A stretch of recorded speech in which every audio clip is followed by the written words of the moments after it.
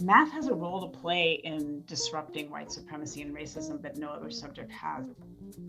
Welcome to EdFix, your favorite source for insights about the practice and promise of education. I'm Michael Feuer. I'm the Dean of the Graduate School of Education and Human Development at GW. And it is a special treat for me today to introduce an all-around champion of American education, Dr. Deborah Loewenberg Ball, the William H. Payne Collegiate Professor of Education at the University of Michigan and the former Dean of the University of Michigan School of Education, who in her spare time is also the director of something called TeachingWorks, while also continuing to do something that I know she loves, which is teaching. And she has continued to teach elementary school children even during these past 15 years while she had been dean. So welcome, Deborah.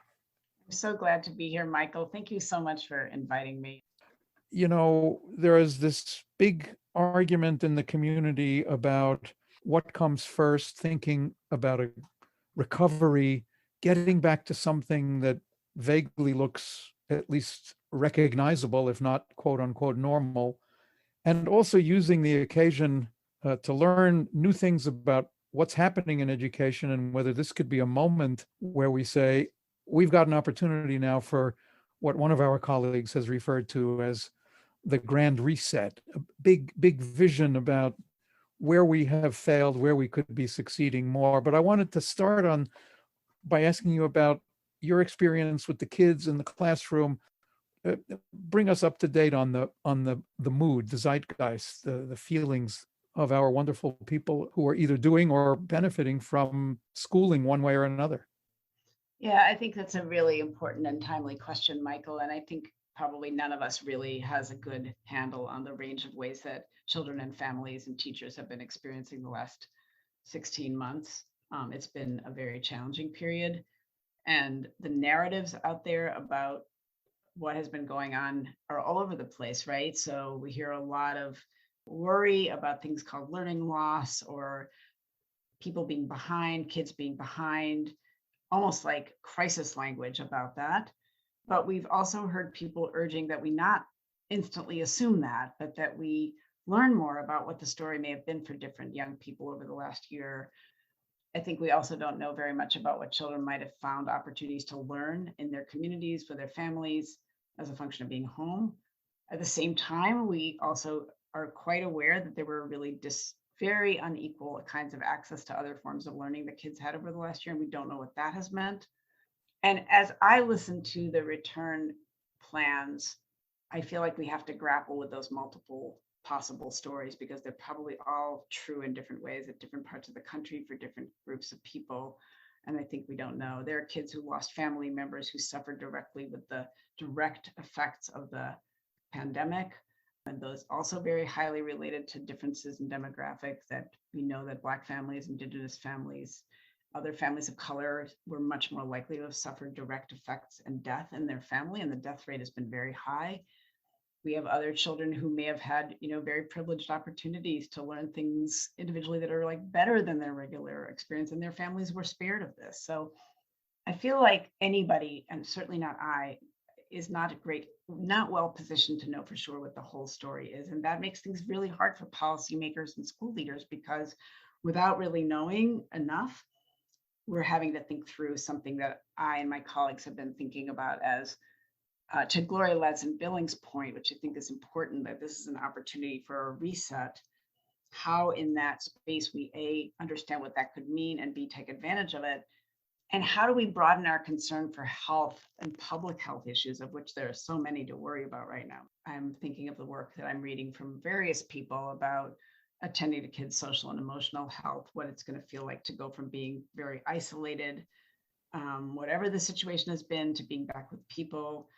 What's the opportunity to directly think about how the beginning of school could be a time for really focusing on both academic, but also social, emotional, relational health? And that seems like it's in the space of the reset, something like a healthy return to school. I'll say one more thing, which is I had the opportunity to work with my colleague Darius Robinson teaching children online this year. You're quite right that I find it really crucial for me that I keep teaching because it allows me to keep my feet on the ground. But I don't, from that in any way imagine that anything I do when I teach children gives me a full sense of what it's like to be a teacher working day in and day out all day long in a multiplicity of settings that teachers do that work. And I have huge respect for that, having done that a lot of my career too. But I did have the opportunity to teach math to a group of children for about 6 months on Zoom. We met weekly, and half the children were children from Southern California and half from Michigan, which was kind of a cool thing to be able to try. And I came away from that both hugely, again, so impressed with children and their capacity to be flexible and to learn things. An example of that was how fluently our children in this class, who were third, fourth, and fifth graders by grade level standards, but basically 8 to 12, how fluently they communicated across multiple modalities in these Zoom environments. So whereas they often didn't have their cameras on or had very creative things in their boxes on Zoom, they would turn on their Zoom when they had something they wanted to say. But meanwhile, they were communicating in the chat, they were communicating with my co-instructor and with me privately, making comments, making suggestions. We know they were communicating with one another, and they were communicating with the whole class in the chat. Makes me wonder, like, was this an interesting moment where written literacy skills were actually boosted by being on Zoom? Because what we saw was something you'd never see in our regular teaching. I teach with my colleague Darius Robinson in the real time person to person kind of teaching. Our kids can't do that during class. They can't be like privately chatting with us and chatting with each other and being in a whole group. But these kids were doing that. And I thought, wow, they do that even better than many of the adults I've been in Zoom meetings with. I mean, they really exploited the whole space. They also worked on a really challenging problem with two people they had never met in person. And it made me think again, like, kids just have an amazing capacity to flux in ways that maybe we don't. So that leads me to just say, I don't think I know nearly enough about what it has felt like to kids or to teachers. But I would say we should always remember that we're not kids, and kids may experience and perceive things and be able to do things that we shouldn't assume from our adult perspectives were their realities. So that just leads me back to say there's a lot for us to be learning. And I think teachers know a lot about how to learn about kids. And I wish we would support teachers and other educators to have the space to, in a healthy way, learn about their students as they re-enter, because I think we probably don't know nearly enough about what kids are bringing with them. I would love to have a little conversation with you about where we are in mathematics education and teaching and learning, the extent to which race and racism and the effects of our racial history are already imbued in the way we have been teaching mathematics, and what can we be doing about it now? So you asked me about math.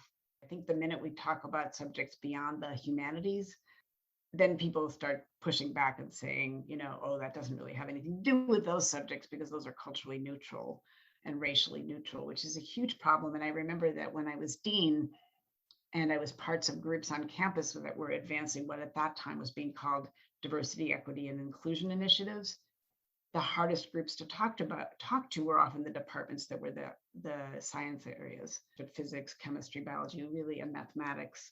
So I'm interested in your question because there is a kind of narrative that those subjects are culturally neutral, and they are, many people would even argue, have been the spaces that you can enter without cultural capital that's all dominated by whiteness. But actually the opposite is true. And I think it's been quite difficult to figure out how to surface and unpack the ways in which mathematics, for example, is a harbor for whiteness. I think that the minute you say that, we find ourselves back in a pattern of discourse between the mathematics disciplinary community and educators that we've seen many times before. And it's always been about race, but it hasn't always been called that. And that discussion is not going all that well again right now, which shouldn't surprise any of us. But there too, have we learned anything about how you talk about conflicts between mathematics as a discipline and how it sees itself or they see themselves, and what educators who want to push for a different way of thinking about what is to be good at math, what education is supposed to be doing around math, who gets to be smart at it, what is being smart at it? Have we learned anything about how to advance a discussion that could push that forward? Because what we see, for example, in California right now is just a huge amount of agitation because there's a set of really interesting frameworks and tools that have been developed by groups that are now being attacked by other groups. It's easier in the case of math for me to tell you examples that people might not immediately attack me for, that have more to do with how mathematics gets taught and represented in classrooms. And I could give examples of that. But what's also very difficult is to get people to see how the very nature of the knowledge and who's produced it and what has counted as mathematics is itself also dominated by whiteness and by racism. And that is where the conversation would have to pause and actually considerately like learn and talk and notice. And I worry that we get more flame around the discourse and not enough digging in. So I'm happy to talk more about that, but I do worry about how this is immediately produced like a battleground instead of just pausing to say this is really important because we do see patterns about who succeeds in math in this country, and overwhelmingly white and Asian. It's overwhelmingly still male once you get on with mathematics. So how about noticing that and being willing to open ourselves up to the question of how racism has permeated mathematics and the way it's represented in school, and take the time to unfold that and to figure out what that would mean for looking at a better way of the curriculum and the pedagogy of math in school. Your AERA presidential speech, and I forgot to mention to our listeners that you were the president of AERA, and in your presidential speech, you showed a video of children in a classroom confronting, I think it was a fractions question, but give us a little bit of a flavor of it as an example of where even well-intentioned teachers trying to present something related to something we still consider important, fractions, ends up having these embedded racialist constraints or deficits in the way it is being taught. I appreciate that pointer to the video, and I would like to talk about that. And let me just say before I go to that on one hand, what you can understand about mathematics is that at least in the US society, the notion of being good at math and being intelligent are very tightly related. So that being good at math is seen as being just generally more smart. And if you don't have to go very far to trace that into the racialized history of how we see intelligence and intelligence testing to understand how raced the whole notion of being good at math becomes. Another is that we in school uphold very narrow constructions of what math is. And that's where the video will be important, I think, because having those narrow conceptions combined with the racialized narratives about who's good at math means that Black and brown children, girls, and the intersectional identities here that we can talk about often don't get seen as smart because we take such a narrow view of what even being good at math is or what math is. So those are intersecting the construction we make of math in school and the histories around who's seen as capable. But I also want to say, to be a little more like on the creative side, math has a role to play in disrupting white supremacy and racism that no other subject has. And I think that would be worth talking much more about, is the possibility of what mathematics offers for the development of flourishing mathematical doers and thinkers in school. One is that mathematics, despite the way we represent it, is actually something that many cultures and communities have created. And there are people, scholars in our country and teachers who have exploited opportunities to broaden kids' views of mathematics, to see how human beings have always been trying to do things that involve measuring, conceptualizing, ordering, categorizing, enumerating, and so on, which we could talk more about, estimating. Another is because, ironically, because math is seen as a space that is completely conflated with being smart, that when we develop classrooms in which there's a broader view of what math is, more people get to be smart at it and more kids get to see themselves as smart. So actually you can like use that kind of conception of it as smartness that my graduate student, Charles Wilkes, has been doing a dissertation on this.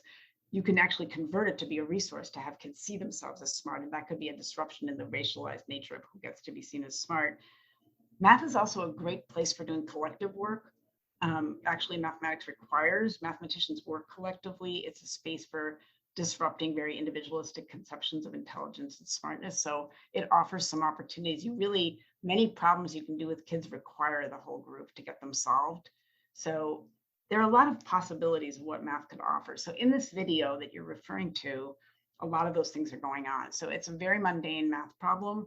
It's a classroom that I was the teacher of one summer, just a few years ago. And the class is predominantly Black children with a few Latina children and a very small number of white children. The children are working on a problem involving identifying fractions on the number line, which is actually quite difficult when you're first learning it. And in the course of the video, the first girl, so they're looking at like a point that's 1/3 on the number line. So from 0 to 1 and 1/3 of the way. And the first girl, after the kids work on it on their own, the first girl, a Black girl, goes to the board. And because of the way the diagram's drawn, claims that the number is 1/7. Now, when you look at the diagram, it makes total sense why she says 1/7, and it represents an incredibly competent answer because she's using everything that's conceptually related to defining a fraction to answer the question with just one thing, which is she's thinking the whole is from 0 to 2 1/3, rather than the conventional use of the number line, which is from 0 to 1. So she gives this great explanation. She's at the board in front of her whole class explaining this. Another Black girl in the class asks a question and just says, did you say 1/7? And then a few minutes later asks her again, how did you get 1/7? And laughs a little bit and plays with her hair. So I've showed this video like hundreds of times by now. And the most common ways that people interpret the video is they see the first girl as being like lacking concepts of fractions and worrying a lot that she's like, ooh, she really shouldn't be kept up at the board because how embarrassing, because she's wrong and she'll be seen as struggling. And even probably more damaging, the second girl is seen as misbehaving and being disrespectful because she's kind of laughing when she's asking the question. And it takes a lot of work to have people notice the racial and gendered biases that they're bringing to watching the girls and the lack of mathematical flexibility that leads them not to notice that both girls are doing important mathematics that's crucial for the whole class's learning. The first girl is really making clear what it looks like to explain and identifying the key problem, like what is the hole on the number line, which is a key concept. And the second girl is asking a question about that, which even further amplifies it. But even when I try to point out how race and the history of the way we see Black girls are intervening on the way that we're interpreting the video, people often have a hard time. And I like this example because it's so concrete. And so what I'm interested in is what would it take to first notice that those are cultural and societal patterns. They're not individual. It's not because one individual happens to think that. We've learned that from what we've seen in school before and other patterns. What does it look like to have teachers see that they have discretion and what I call discretionary spaces to just read that whole situation differently, to come to see the first girl as being like really making the most important first entry into this discussion. And the second girl is asking a serious question, like, what does it take to realize like, hey, I could back up. I have the discretion to see this differently. And when I do, something really different occurs for both girls and the rest of the kids in the class.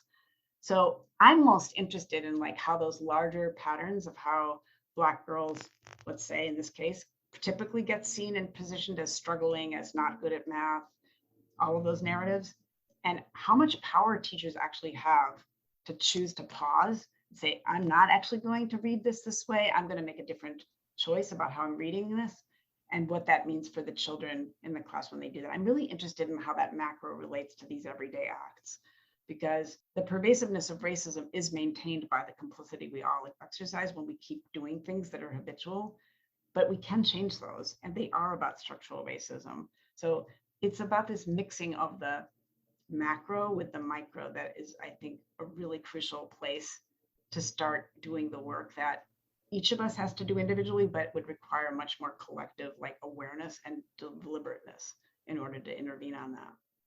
There are plenty of schools today where kids could benefit from the kind of more focused attention to these pedagogies that I think you're helping us at least consider. Is that partly what goes on in TeachingWorks? Is that about trying to take experiential and scientific knowledge about teaching and let it loose in ways that can really affect teachers and children in, at scale, quote unquote? I think one thing to say about the example is that the evidence about what teachers using discretion to not fall into patterns of the way they view children and respond to them has effects for everybody in the room, not just for the two girls I mentioned, because kids learn in school about other kids and other identities, about who's often smart.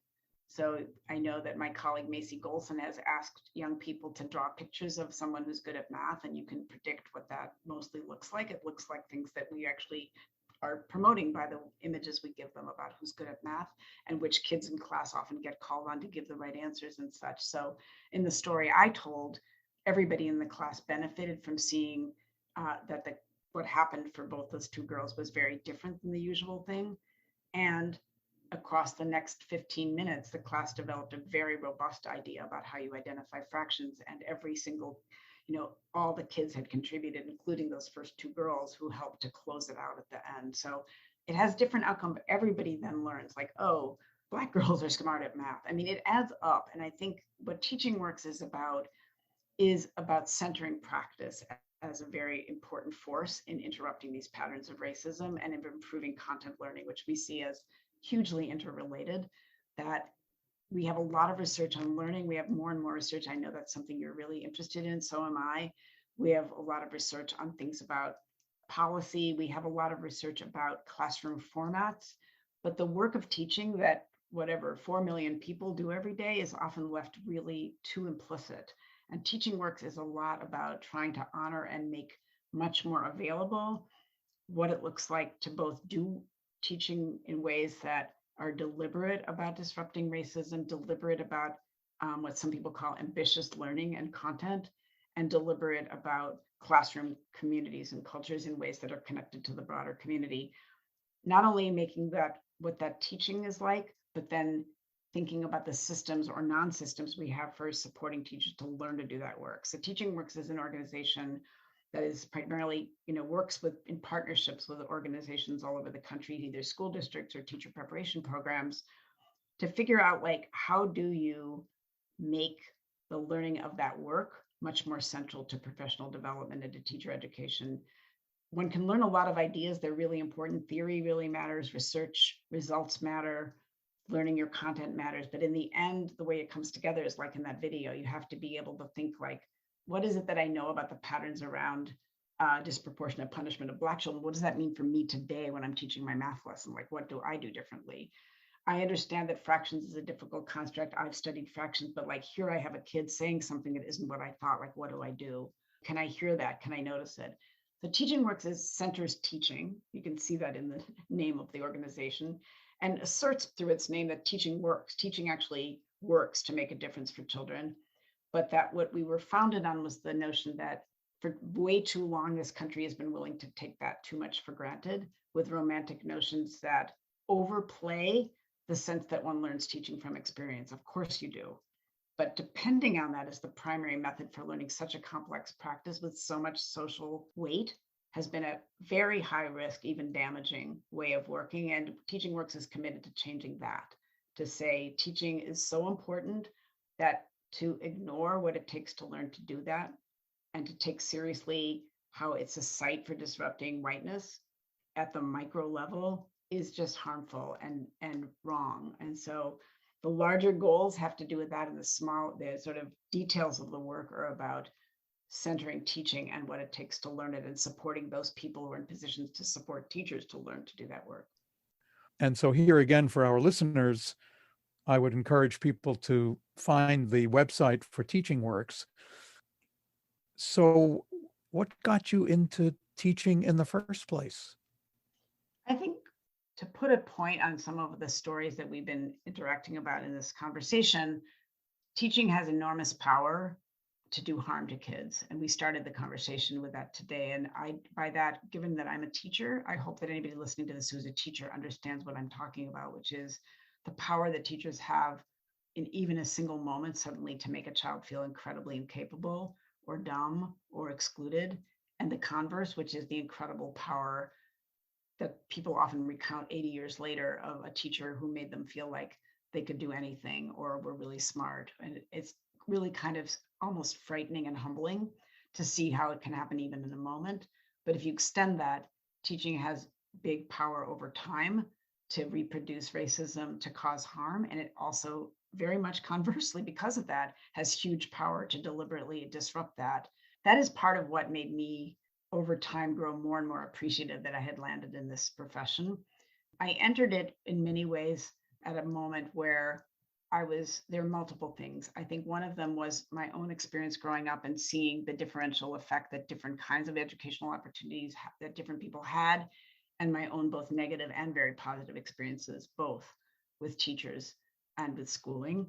My fascination with children and their thinking, and my regard for small humans as people who are often really underestimated, and particularly children of color and children who don't speak English as their first language, often treated as though they don't know anything. People just don't have a big regard for children in our society, and that's particularly exacerbated when we're talking about children who are not privileged.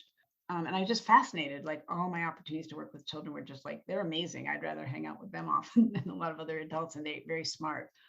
And I ended up in teaching at the beginning because I saw that power. I saw it as socially and really important to work to be doing. I thought I would continue to be learning all the time. That has certainly proven to be true. But my interest and my understanding of the power that teaching had grew over a long period of time, because I had opportunities to work with in settings where the children were really different from me and had very different experiences growing up than I had had. I had a remarkable Black principal for the first decade of my teaching career who helped me to see things in my children that I didn't immediately know how to see. And my colleagues, who were extraordinarily diverse in the school that I taught me that diversity in the teaching profession was vital. I didn't yet understand how much it was lacking at that time when I became a teacher. And I now, looking back, understand that my pathway through a very unusually diverse set of colleagues and students amplified and made more quick my ability to see like teaching is socially both very reproductive or very disruptive. And my interest in this, which we don't have time to go into, over time just grew. It started with my realizing that I didn't know how to teach math well at all to my very interesting children. And I thought that it seemed reasonable, and I just couldn't make it make sense to them, even though I understood what I was teaching. And then I think I worked with very many children for whom English wasn't their first language. And I had myself been multilingual and found it very interesting and fascinating to communicate across languages that I couldn't possibly speak and learn about that. I think that I gradually became curious about like, what is it to learn this work? What is it to learn teaching? And so then the rest of it, you could say, is sort of history, is that I began a pathway of trying to think about, why don't we take more seriously what it takes to learn to teach? I've been fortunate in that it's a field in which I've been able to keep growing and learning. My ability to articulate the role that white supremacy plays in teaching wouldn't have been evident earlier in my career, although I had a sense for it. So I think it's a space for continuing to understand what I, as an individual and as a member of a profession, can contribute to our society, not to make it too grandiose, but what drew me in and what has sustained me in it is its incredible possibilities. And currently what keeps me in it is also an awareness of how much, when we ignore it, it causes damage that reproduces the same patterns of inequality and injustice that we see all around us in the cases of brutal violence against Black people, and the cases of people being excluded from whole fields of study. So it's just an incredibly potent space. And I feel like I've been very fortunate to have a pathway in it that has enabled me to continue to see its possibilities and figure out what it looks like to work with other people to take advantage of those and develop them. I mean, listening to you, it is the greatest positive reinforcement to be in this profession. I want to thank you so much, Deborah Ball. Thank you, Michael. I really enjoy always talking to you and appreciate being invited to join your EdFix podcast. So thank you. To our listeners, if you enjoyed this episode, which I know you did, you should subscribe to EdFix wherever you listen to podcasts. For more information, we also have a website, edfixpodcast.com. All of this is made possible by the exquisitely masterful work of our Director of Communications, Turan Waters. So we thank you, Deborah, and we wish you continued success and maybe a return visit to EdFix before too long. Thank you.